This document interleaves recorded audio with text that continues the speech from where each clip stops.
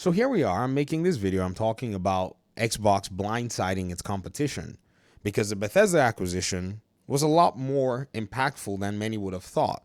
Seeing the Oblivion game and then thinking about the other games in the Elder Scrolls series potentially maybe coming as either remasters or remakes, and then the Elder Scrolls 6 that has been in production for a while, it appears that that acquisition is actually much more impactful than anybody would have thought.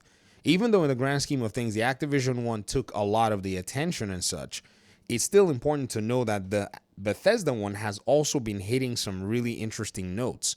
Games like Starfield, nobody could stop talking about how bad it was, ended up having the game become one of the biggest selling games on Steam in 2023. Crazy. Then you have a lot of these IPs that are sleeping within Bethesda's coffers, and then even potential stuff coming later down the road. You got Doom, you had the Indiana Jones game. The cadence of releases coming from that publisher alone is something to actually pay very close attention to. Now, in that video, I see a comment. This comment is trying to accuse anybody that's probably watching the video, even I myself, of playing companies instead of video games. This person said, the game's also on PlayStation though, something that I've always pushed for and always celebrated because I knew this is exactly what gaming would need, is for somebody to break the mold and break the status quo. Then they said, how are y'all still fanboying at this point? And I said to myself, well, I've been pushing for Xbox games to go to PlayStation. This is not fanboying of any kind. I couldn't be bothered because they've been available on PC for me. I think Game Pass availability is the better proposition. And so then they said this. That just makes them a third-party publisher. Okay? Same as something like EA peddling their EA Play subscription.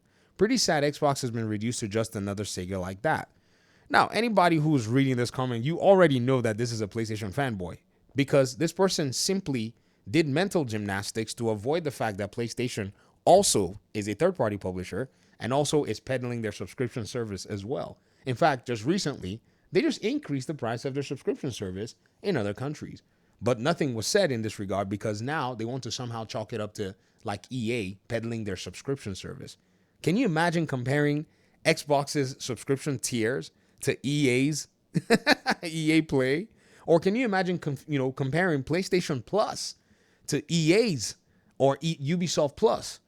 That would be the biggest sacrilege ever, because if PlayStation fans hear you try that, they're going to swarm you like a big, hive of hornets. Then I said, okay, let's just probably leave all this stuff alone. This might be a troll account. I said, what's wrong with being a third-party publisher? Well, they said if they insist on selling consoles, then it devalues it.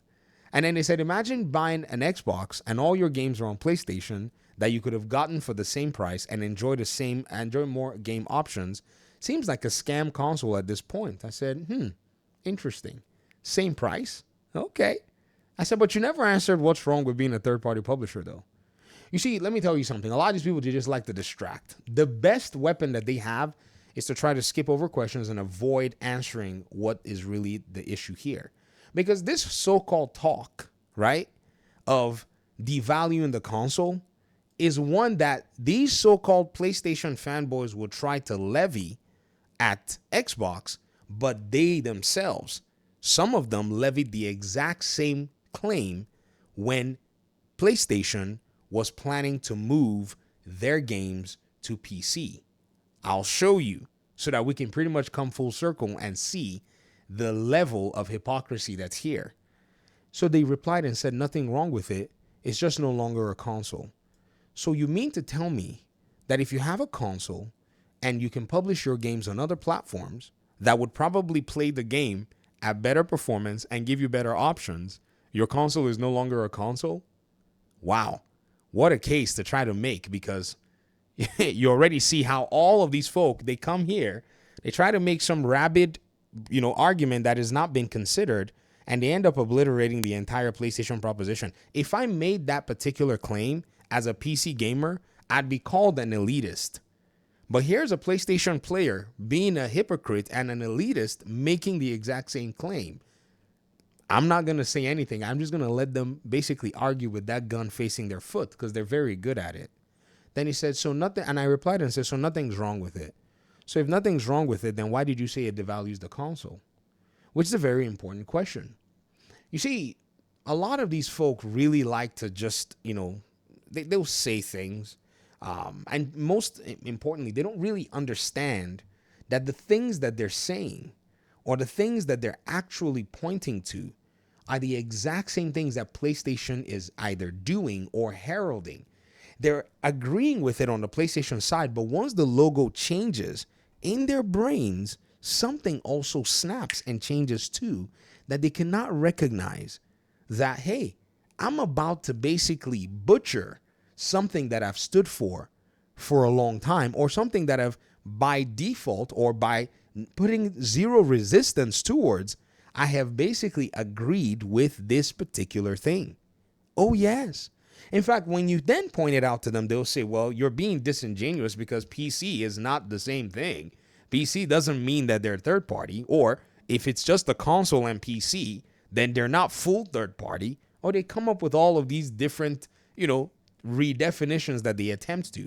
But thankfully, nobody gets to play by your rules. There are only a specific set of rules that actually go with publishing. Why? Because publishing has been a thing before any of us watching these YouTube videos were born, right?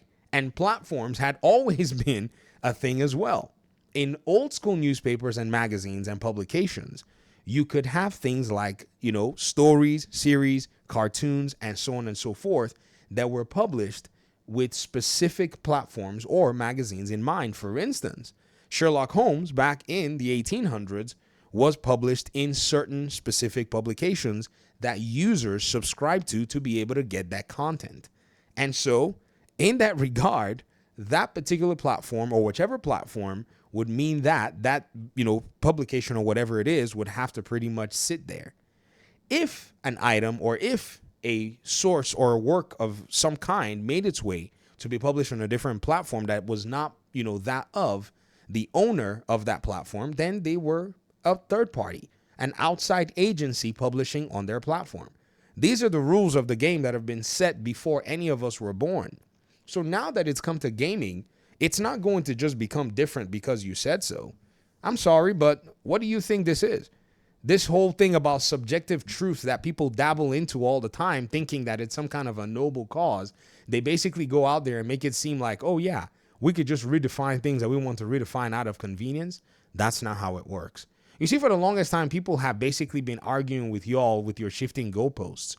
But in this particular time and day, I just think we just need to go back to the basics and say, hey, what do we even mean by this? And what does it even mean? You know what I mean? Because if you say that, what does it mean?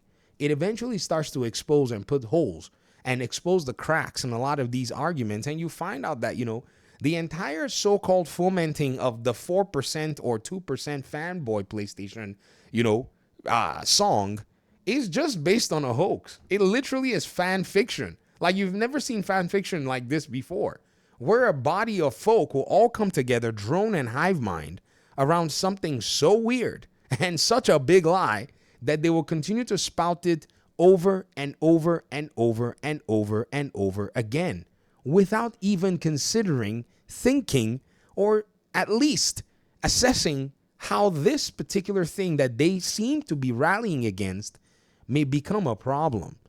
And then when you point it out, they'll say you're console warring and try to gaslight you. It's a very weird but predictable framework that they operate with and under. And in this particular video here, I just wanted to go ahead and say I'm so glad that even while Xbox has draped a curtain over a PlayStation console and an Xbox curtain and made it a PlayStation, that these folks still want to come out here and think that this is some, worthwhile enterprise. I enjoy making videos on this stuff. Why? Because it's here to educate.